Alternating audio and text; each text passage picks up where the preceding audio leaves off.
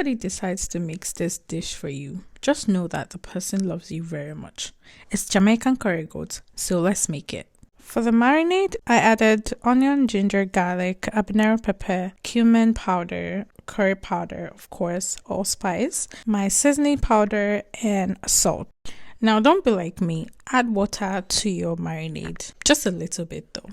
I blended that up and then poured it into my goat meat. I let it marinate for at least 2 hours, but overnight is ideal. Now, in a pot, add some oil, add your goat meat. Now, this is the longest part because all you're doing is just cooking the meat until it is soft and tender, which means adding water to it every now and again. Of course, you add your condiments, but this is the part that I was questioning why I don't have a pressure cooker, because tell me why this took about 3 hours to make. On and off, I kept adding water, So if you have a pressure cooker, I would strongly advise that you use it. After cooking it for what felt like an eternity, I added my potato and decided to also add some bell pepper and extra spicy chili pepper flakes, and of course, water.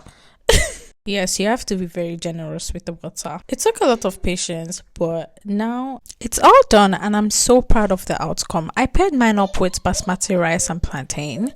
It was so delicious. And I stand by what I said earlier when I said